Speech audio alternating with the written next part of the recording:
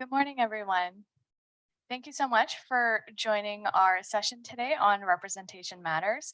My name is Pamela Upal. I'm the Director of Policy at the Ontario Nonprofit Network, and am so excited to be joined by three fabulous people who are doing some really amazing electoral and democracy work from coast to coast to coast.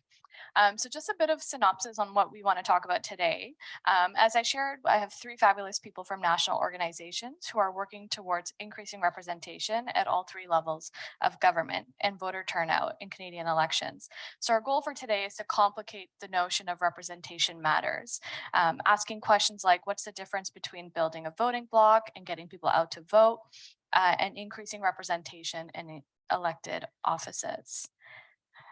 So today I'm joined by Umair Ashraf, who's the Executive Director of the Canadian Muslim Vote. We have Chi Wugen, who's the Executive Director of Equal Voice Canada. And we have Velma Morgan, who's the Board Chair for Operation Black Vote. So, to start our conversation off and just to ground us, this work requires a lot of energy and passion. So, I wanted to just start off with a bit of an icebreaker question and ask all three, what's your fight song? What's your energizing song? What gets you up in the morning and gets you going on those days when this work is so difficult? Velma? Morning, everybody. This is hard because I have lots of fight songs depending on the day and depending on the task. But I would say I'm Every Woman, Whitney Houston remix. Love it. The remix. Love it. Okay, so this is a tough question for sure, Yes. mostly because I'm a lover, not a fighter. But the cake version of I Will Survive is probably my personal favorite, but really what's on repeat right now is Blinding Lights because my 8-year-old demands it on the regular. Love it. There. This was a tough one.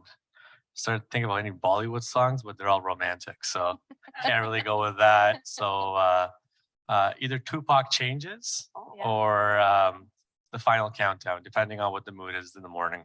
And then two very different spectrums, but depending who you're fighting that morning. So That's a good point. Awesome. Okay, so let's jump into our conversation. And just a heads up for our audience, we have left some time for Q&A.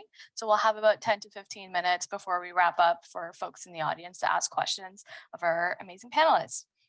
So let's just jump in and complicating the notion of representation. I know we had really good conversations around this. So what does representation in democracy mean for you and your work? I see you looking at me. Okay.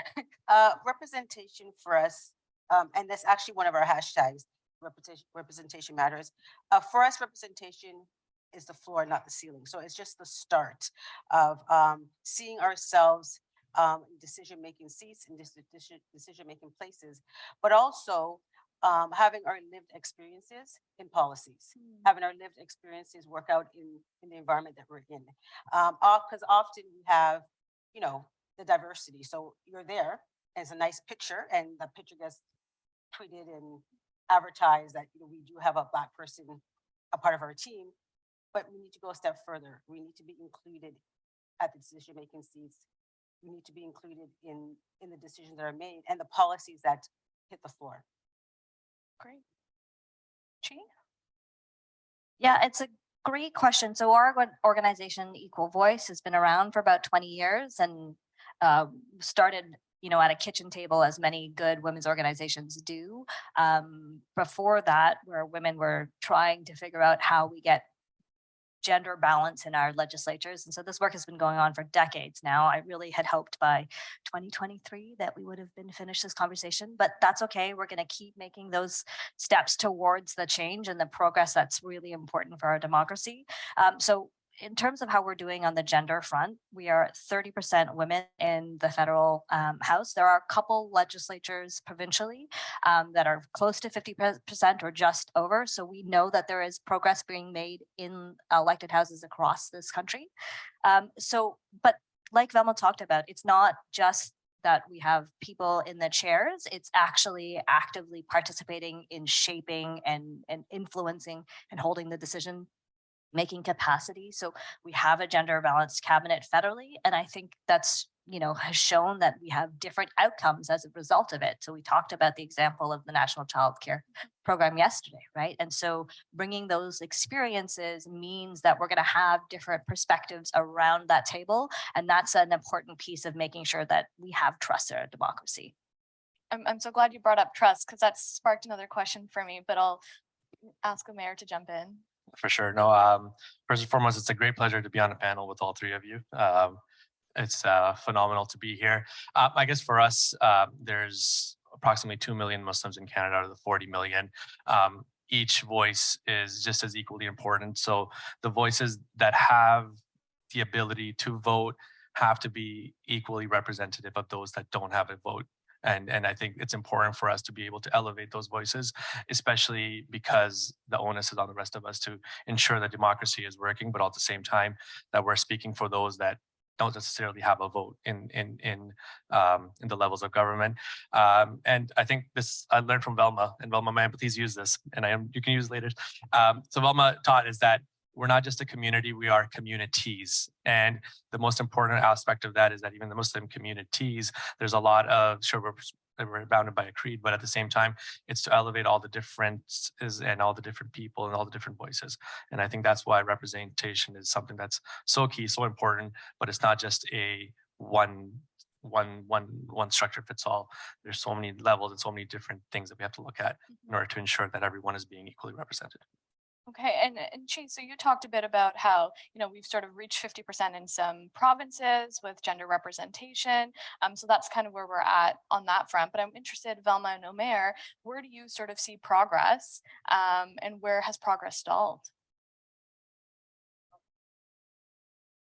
We are 1.5 million across Canada. Most of the Black population lives in Ontario. Where we've seen progress is that we've seen more Black Canadians putting their self on ballots. So we've seen an increase in that. Where we haven't seen an increase in that is the community rallying, the community going out and vote. And I think it's because while we've seen a lot of people put their name on the ballots, we haven't seen them elected.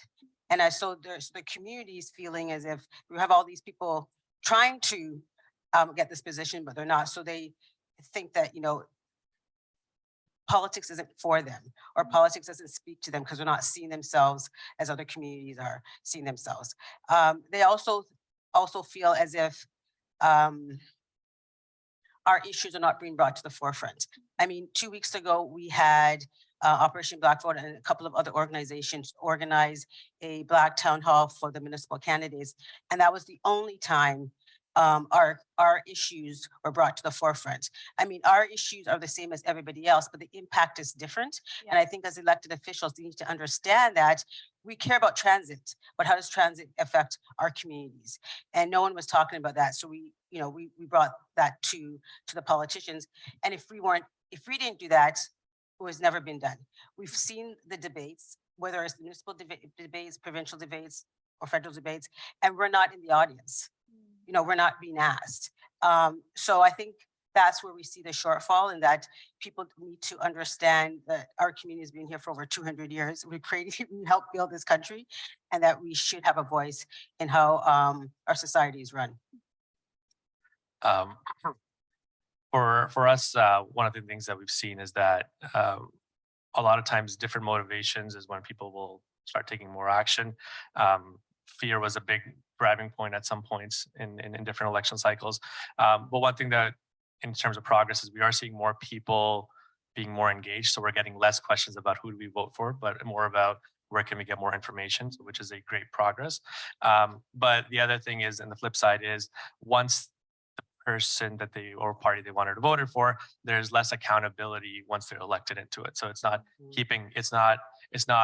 keeping up with what they're up to, what they're doing, and ensuring that all the promises or the talking points that were talked about are still being kept, right? And the other thing for us is we're seeing a lot of great organizations do a lot of grassroots work that's actually helping the communities build and learn more about it. And I'd like to give a special shout out to the NCCM, the National Council of Canadian Muslims, and conference in seats right there, because they do a lot of amazing work on the grassroots level that we can work with and help our communities understand what's going on. Great. Anything to add, Chi? Yeah, an interesting question around the progress piece, because I think many people are surprised like where we are globally. So Canada is, this 30% critical mass, which is one measure of kind of indicating the culture and how people feel like that the space is more normalized. It is a benchmark that we were fighting for in the 2000s, and we finally hit that in 2015. But we are 61st place in the world in terms of our standings. We are well behind countries like Mexico, Rwanda, places where they have actually actively said that it is important to have reflection of women's lived experience. And when I talk about women, it's women and gender diverse folks, but also recognizing that women come in many shapes and forms and sizes, as do men. We all do, and we all bring many identities to the table.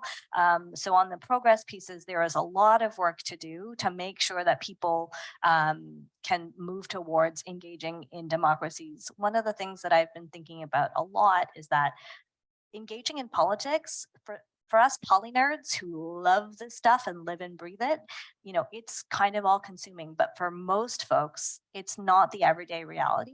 So how can we figure out and introduce micro opportunities for engaging in politics? Like, what's the bite-sized thing that's about community building and trust and connection? I know many women are time-starved. And so where is the access point where politics is at your everyday and you understand that your actions have an impact on trust in institutions and in community? How do we keep that ethos alive? So what I'm hearing is representation is really just the beginning, right? It's a lot of engagement that we're trying to move up, with the ultimate goal sort of being representation in public policy and social policy and analysis of how public policy differently impacts communities that all three of you are working with, right? All three of you also talked about trust, and this conference is about trust, earning trust, keeping trust, trusting but verifying, as we've heard. So maybe, Umair, we can talk about you because you also, or start with you because you also talked about the way in which there's multiple communities within the Muslim population. So how are you thinking about trust and earning trust? And That's a tough one, right? When it comes to the electoral process, there's a lot of apathy is one thing, but there's a lot of mistrust, as we say. But I think the biggest thing that we're trying to do is just go grassroots, go very basics, and just teach the community about the importance. And then once they get involved, and that's when they'll start seeing the process. And it's all about understanding. And until you don't go to the basics to understand what the different levels of government do and the importance of it, and they won't really understand how they can make an impact and how they can hold them accountable, as we come back to that. So we're finding that even just like the difference between what's the difference between an MP or an MPP, or what does the counselor do, what does trustee do, the communities, those that are engaged, they understand, but the vast majority doesn't. Right? And I think that's where a lot of our and as she was mentioning, it's those for us poly nerds is we understand it, but how do we give it in bite-sized pieces? So we almost need like a TikTok for politics, but somewhere where they can get instant content or something along the lines of that to understand. And that's the only way we're going to develop any sort of trust, is once they start to understand the processes, understand what's happening, understand what the importance of it is, and understand ultimately the power of the vote. right, okay. And sorry, just quick follow-up. Do you think there's any, like, does age matter? Does where you live in Canada matter? Geography? Does class? Does any of that play into earning trust? I'm sure Yeah. it does. It definitely does. But you would have to go dive deeper into that for me to give you an answer. But in terms of in the Muslim communities, we do find that. Yeah, when there's more people talking about it, there's more people interested about it. There's more movement, more talk about it. However, I do find that the communities outside of the GTA, the Muslim communities outside of the GTAs, they do seem to be a bit more engaged in the different levels of politics. But they also find that as the larger Muslim community, they're sort of on the outskirts. They don't really hear too much about what's going on, or even the education sharing, or even areas of just like learning and growing together. We're still working on that piece as well. So it's been quite the ride to learn more about the vast communities outside of the GTA. Awesome. Chi, anything to add on trust?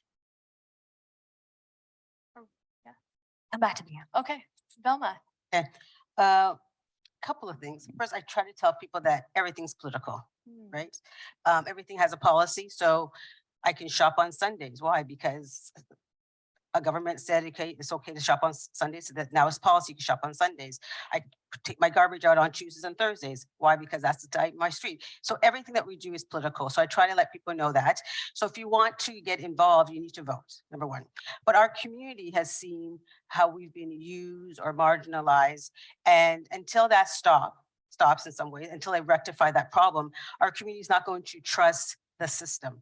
The system has screwed us so many times over and over and over again that it's kind of hard for us to say, okay, we're going to trust this time. So I think this people in the system, and really it's us, need to change that. And I think that's where representation comes in, because the more of us those see the tables, the more we're able to change the system, the more people are able to see that they can see themselves in the system, so they start to trust the system more. And by system, we mean our electoral process, we mean our political system, everything. Everything. Yeah. So I mean, people, not only people who are elected, but the people who run the government Right. that's there without the elected officials Yes. also need to change. They don't look like me. They don't have my lived experiences or the community's lived experiences. So I think we need to change all systems, and our system needs to include us and our voices. One of the questions that I'm hoping that we're going to start to study this summer is who gets to speak and who gets to have authority in our legislatures. And so, for instance, the folks who come forward as witnesses for parliamentary committees, I don't know that there's ever been a gender audit and a balance and an equity analysis of who gets their voice in the record to help shape those policies decisions. So that's a summer project that we're going to be kicking off with some support from some TMU internships. So I'm very excited about that. But like all of these dimensions, it's a system, you know, our political system, we got given this, it is centuries old. The work to modernize our democracies has to be an ongoing conversation. It's not going to be for everybody, but the folks like us who carry that, the interest around systemic change and building trust, that's something that we as civil society can bring forward in partnership with those who administer our democracies. It's really critical work, and that's part of the trust building, is like pulling back the curtain to show how these systems work, to show where we can improve and strengthen them. Everything can be improved to be made more efficient, more effective. You know, we think about who wants to run for office and how we have recruitment strategies about who puts their name forward. You know, many women are self-selecting out because it's not necessarily the safest place to be in terms of being in the public eye. So there are a whole host of ways in which we can build in moments of more trust by having our systems start to shift and evolve. But it's a long game, and we're going to keep chipping away at it. And all of those wins will continue to add up. And all of the conversations that we have about what we want from our democracies are really critical. Quick question for all three of you. As you were sharing, was trust broken in the communities that you're working with? I know Velma, you sort of already touched on that, right? But if any of you both want to add, Umair or Chi, are we still earning trust, and will we ever have trust? Will communities ever trust our systems?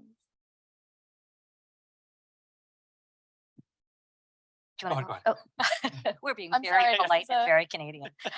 So I would say that there are segments, and again, not all women and not all women all the time, but I think there are certain communities of women who have seen themselves reflected or feel more at home in some of the spaces like legislatures, because it has been a place that has been dominated by white culture, given its history.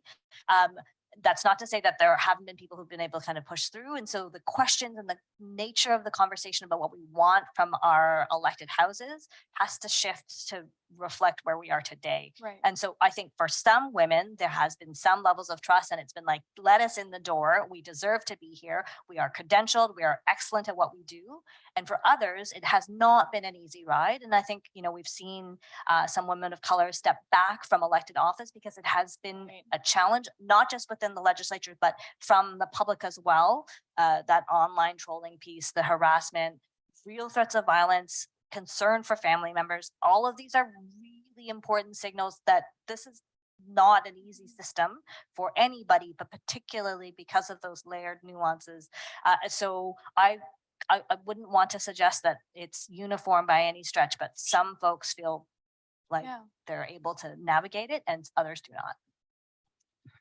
I would 100% agree with that. I think one of the things that we see is that everyone is a multi-issue voter. However, they get stuck on a single issue and then that mistrust forms without realizing and looking at the bigger picture. And I think in our communities, we've seen that quite a bit, where a certain issue will then rise to the top. And then it's like, oh, what's going on? This. And then it's not looking at the whole picture. It's looking at that single, and that single issue becomes the I guess the trust or breaking trust point of the communities, rather than working and trying to hold accountability and have different talks. We find that at times you'll start seeing people then they're where they are on the political spectrum starts to tip whichever way that they feel like they sort of land on that topic, and then it confuses and more. So as an organization that's entrusted to educate, it's big on us to be able to explain the multi voting and multi issues voting, and understand that everyone needs to sort of come to that level too, so that when they are developing their thoughts and processes and who they want to vote and support, that they keep those things in mind throughout the entire process. Awesome. Thank you for complicating the notion of trust, right? It's not so binary, trust or do not trust, but it really is like the what, why, how, who, where, right? So I'm going to switch into strategies a little bit. And Velma, maybe we'll start with you on this. So do we need a voting block, or people to just vote, or for people to be elected into office for representation to matter? What's the strategy? So I think it depends on the level of government. Okay. The Black community is not a monolith. We belong to all political parties. We have all different, we have different views on different things. So I think one, yes, people need to go out and vote, but in order for them to do that, they also need to be informed. And a lot of times, members of our community or where our community, pockets of where our community lives, information is not given to them about who's running, what their platform is. And you can say, yeah, just go Google it. But because we are political nerds, we know people have jobs, multiple jobs, they have families, there's so many things that's going on with them.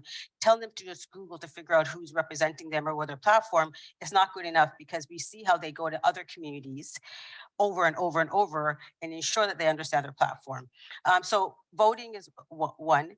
And yes, getting more people to run, but not only run, elected. Yeah. Right? I mean, we don't run to run safe. We run because we want people to get elected and sit in those decision-making seats. Provincially and federally, every time there is a provincial election or a federal election, we write the political parties and we ask them to run Black Canadians in winnable ridings for their particular party. Do not run us in a riding that you've never held for 400 years and say check, right? And we also want you to provide the same supports you give to a white male in a winnable riding, which means going into that riding, having fundraisers for that particular riding, the same type of treatment.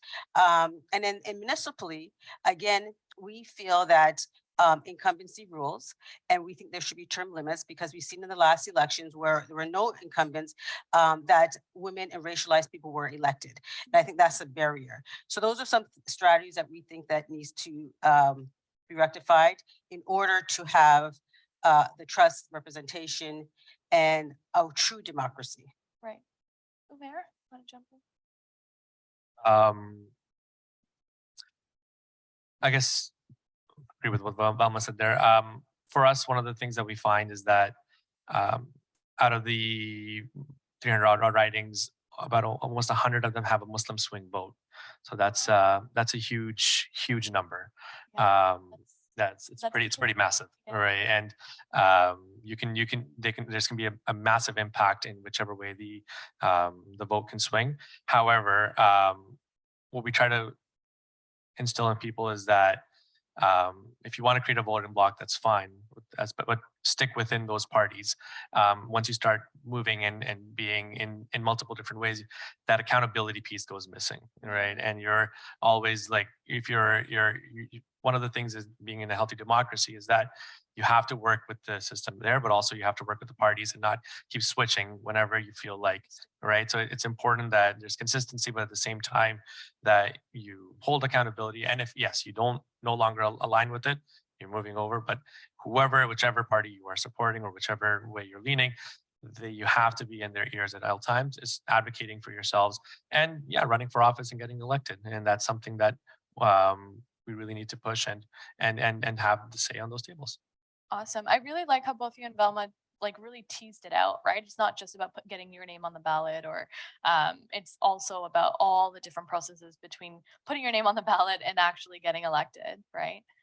Yeah, go So ahead. say it's not only the political side, it's also the bureaucracy. Yeah. We need to have Black deputy ministers, we need to have Black Yeah. judges, we need to have senior advisors, because they also run the government. And so when we just talk about the political people, we're losing out a whole bunch of people who actually make our government or society run. So we also talk about the bureaucracy as well, that Yeah. bureaucracy has to be representative of our communities as well.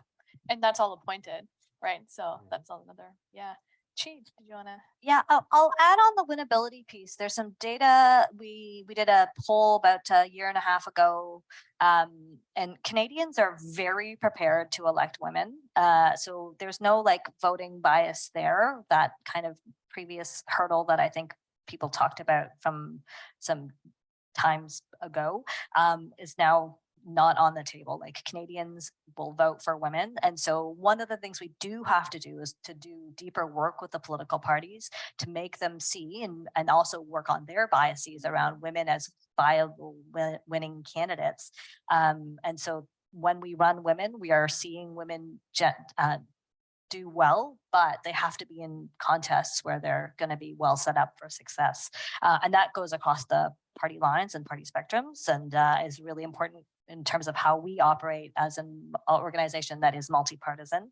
The other thing that I think is an important tactic and strategy that I think Canadians kind of bristle at is talking about joining a political team.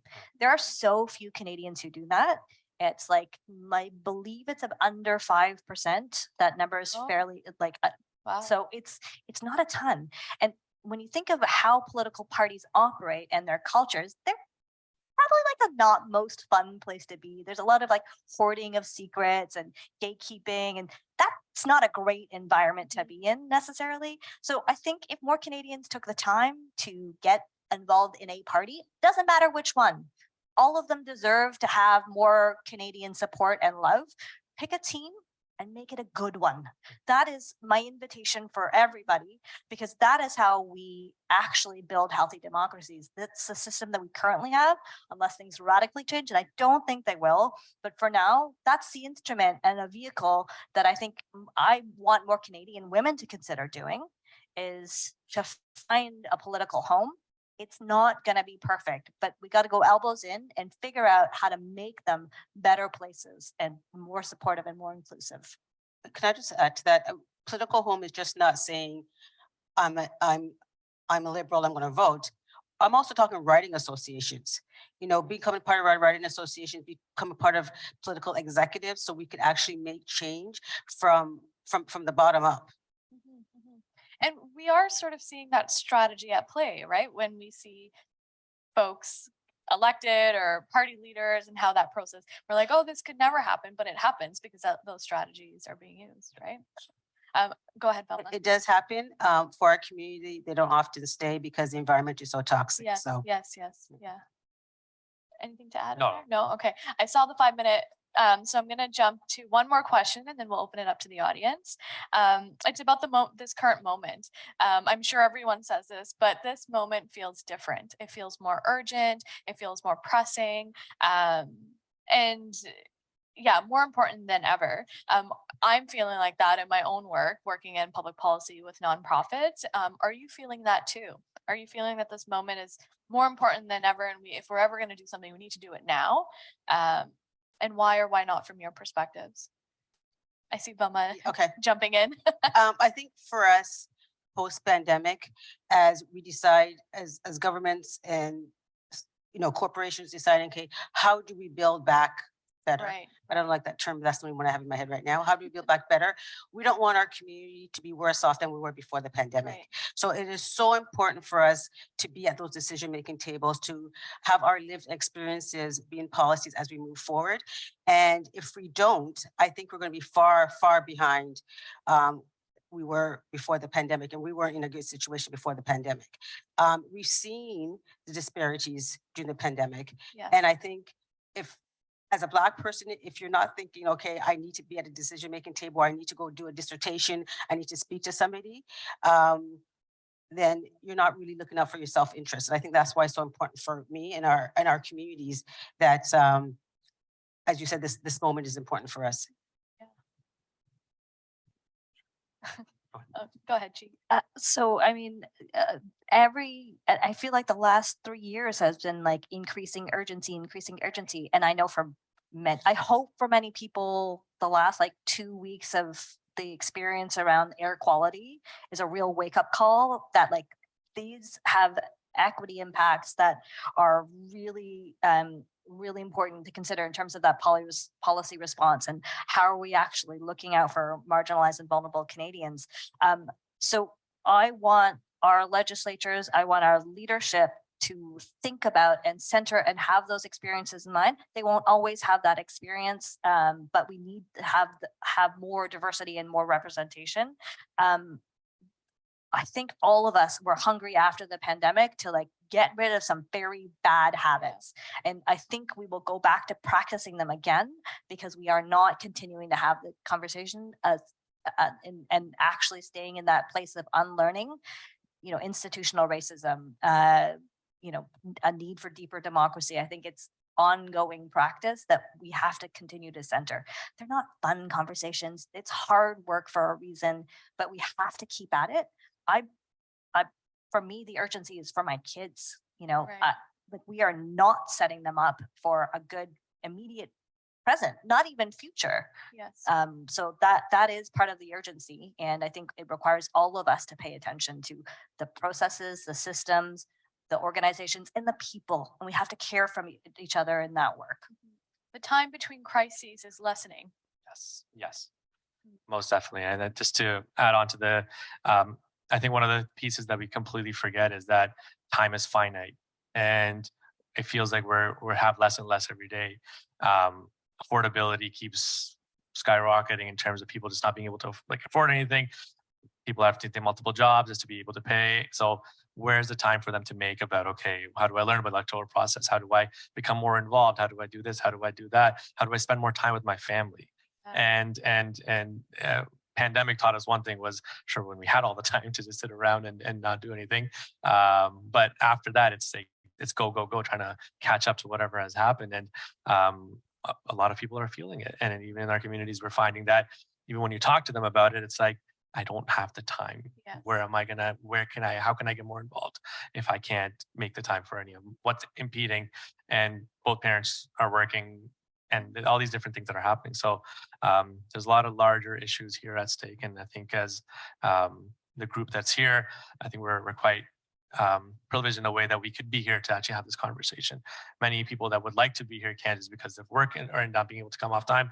So it's imperative of us to do whatever we can to open capacity for people and work with the levels of government to do so. Awesome. I have one more question. Just because all three of you referenced the pandemic, right? And all three of you referenced the pandemic in the sense there was a moment where we thought things were going to be fundamentally different for our communities, right? And that we're gonna break everything down and build it back up, as Velma you were saying. But that didn't quite happen, right? And I just wanted to bring up the threat of polarization, right? We saw sort of the pendulum swing sort of the other way. People got really stuck in their views, and that's kind of what the other piece of the conversation at this conference has been. So I invite any of you to, if you wanted to add anything around polarization. So you talked about the pandemic. So for the Black communities, Yeah. we had the pandemic and we had George Floyd. Yes. And after George Floyd, we actually thought, okay, this is it. Right. Things are going to change.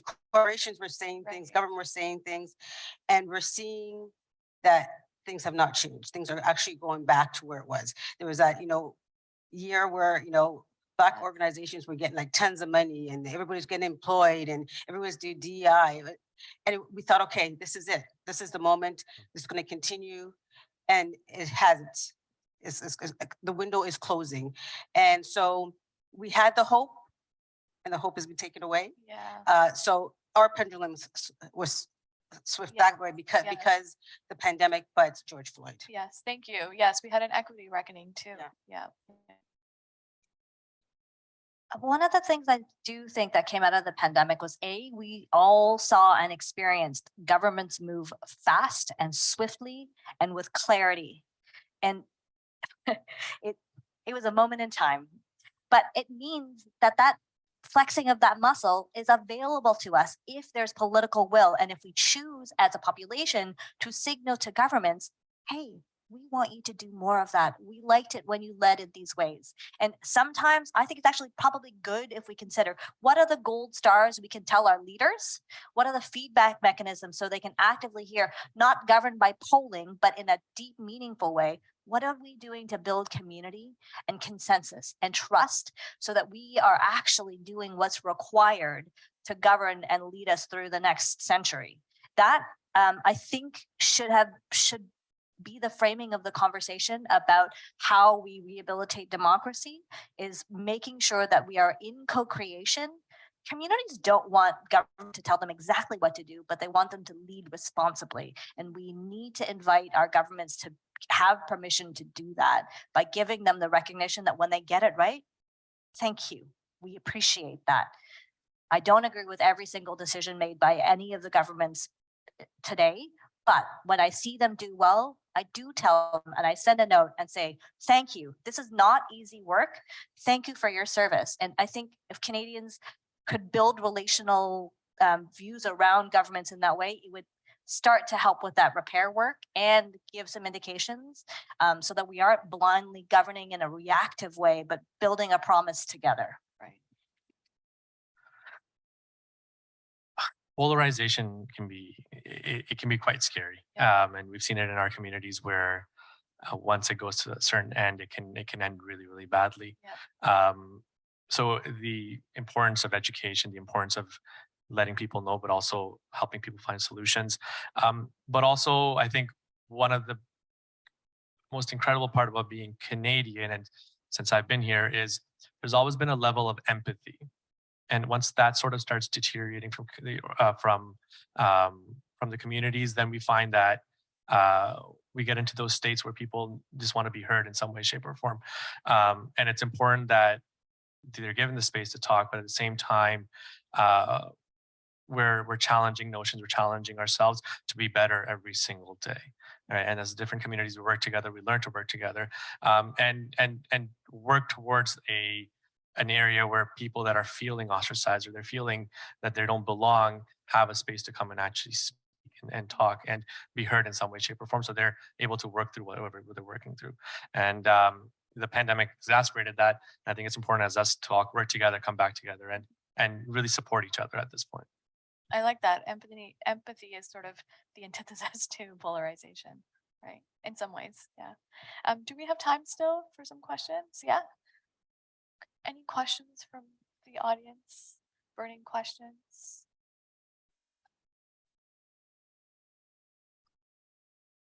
And I think just a note, all three are nonprofits. Yes, civil society. Well, good morning. Thank you for an enlightening presentation. This has been really revelatory. The question I have is for all three members. What consideration have you given to the nomination process of political parties? I indicated yesterday this is the soft underbelly of the system, and I don't know if this is shared by the group. And the other one, what consideration have your groups given to proportional representation? And I'm talking about at the federal level and at larger provinces level. Thank you. Okay. Anybody want to? Okay.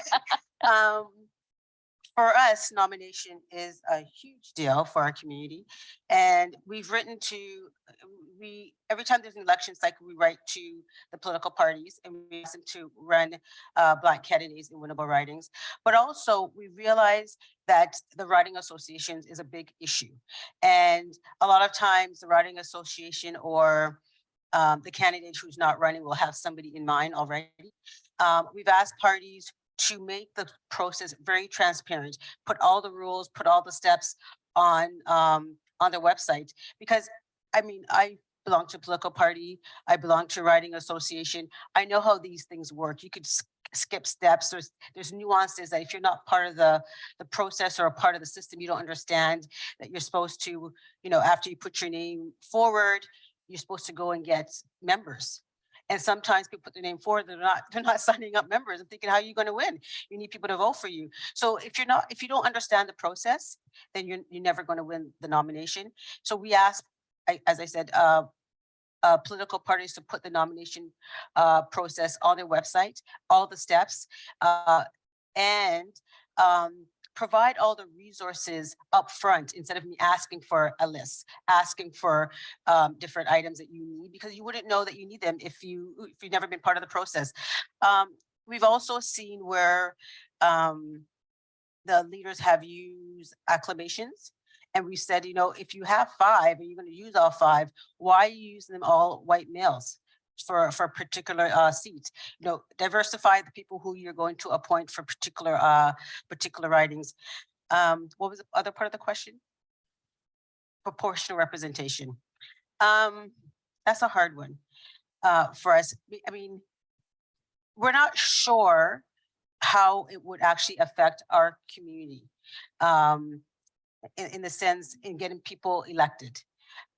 So we're still out on that because we still need to have the political parties actually nominating or allowing the nomination, because you still need to be greenlit. That's the whole thing, right? So need to be greenlit, allowing the nomination of Black candidates. So for us, there's so many nuances in terms of whatever system is in place that we still have, there's all these barriers for Black candidates already. Thanks, Velma. So on the nomination process, it is a critical part of how we're entering people into and recruiting women into the space. It's something that we care about deeply. It's not an area that we've done a lot of work in yet, but it's on my agenda for the next couple of years. I just started in the role about 6 months ago, so I'm, you know, still getting my sea legs. As somebody who went through a nomination process, I was a candidate provincially in the June 22 election and lost. But it was eye-opening to understand what happened from inside the party, what signals were being sent from within the party, and what communications were happening. So there is definitely work to be done to make the processes more transparent. Equal Voice as an organization wants to see more clarity around those rules. I think everybody does better when they understand what they're operating with. Structurally, I think nominations can be challenging. Part of the activity is signing up more members into the riding association and having those members support you. If you are someone who is time starved because you have an elder parent that you're caring for, or you've got young family at home, the ability to go and sit and hang out in a church for 5 hours to make those community relationships, to sign people up, is much more challenging. So I think there's actually structurally some challenges about the nomination process that we do need to unpack. But that's a bigger conversation for another day.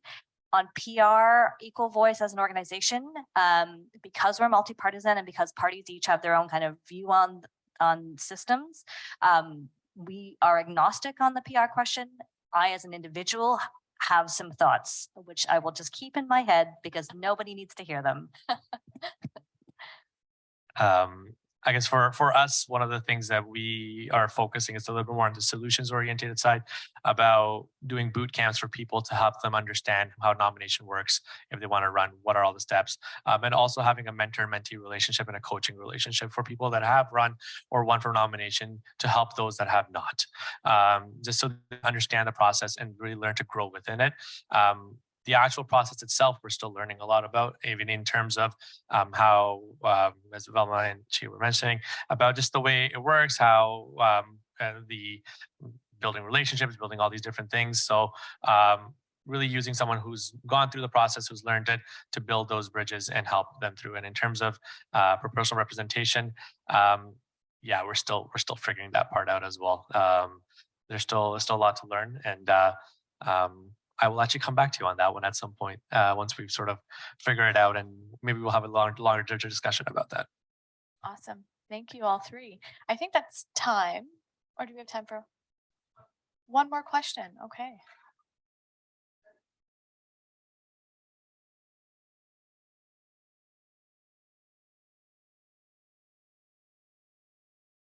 So I'm making two comments, and I'm a first generation immigrant and from the South Asian community. So I've seen two things happen. One is having role models. You were talking about a solutions oriented perspective. So I know Sonia Sidhu, who is an MP in Brampton, and an MPP. I also know Rachna Singh, who is the MPP responsible for anti-racism initiatives in BC. I don't remember her writing. So both of them are role models. And Sonia Sidhu established the National Diabetes Day because she knew that the South Asian community is affected by diabetes. So I've seen that impact my community, knowing that there is representation and they're role models. The second thing is ethnic media. So I'm starting to see ethnic media feature these role models. So I'm talking about the solutions. I know there are a lot of challenges, but I've seen that happen as well, that ethnic media are starting to talk in their languages, about how political participation can happen. So these are two things I'm seeing. I mean, I moved to Canada. Well, I've lived here for 17 years, but I've seen this, yes, COVID, interrupted all this work, but I've seen this happening more recently. Thank you. Any comments from the panel on ethnic media? I'll jump in really quickly. I think ethnic media is very important in terms of just helping people understand in the different languages. And a quick shout out to Elections Canada for all the resources that they have in various languages. That actually helps quite a bit in getting the word out and helping understand the process. But it's long. So just to break it down to bite-sized pieces actually will help the community. That's something that we've been trying to do just to different communities, but also understanding that there's so many other languages that we haven't even tapped into that we need to grow. And that's the next phase of this process. So ethnic media working with organization groups at the grassroots makes a huge difference, definitely. I think ethnic media is extremely important. And I think we need to have more diversity in our press gallery because the news will be reported differently. And those communities will actually get the news probably in their own languages. We've seen how, media shapes the narrative.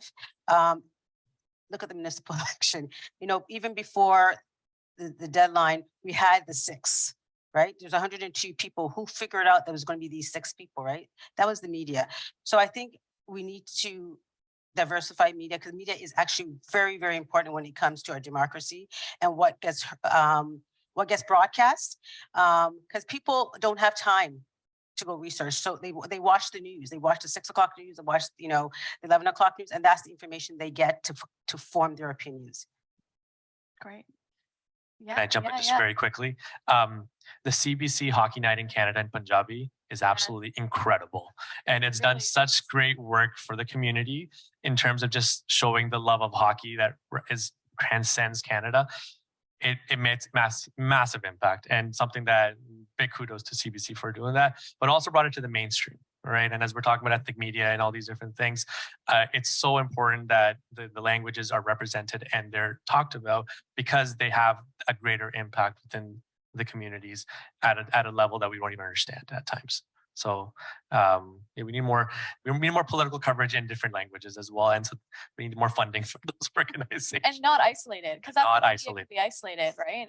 It can kind of have its own pocket and be disconnected from mainstream. Yeah. Okay. Oh, okay. Well, thank you so much. Oh, is there something else? No, but thank you so much for all three sharing time, energy, and space with all of us. And thank you for listening in on our panel. And have a good rest of your day. Thank you.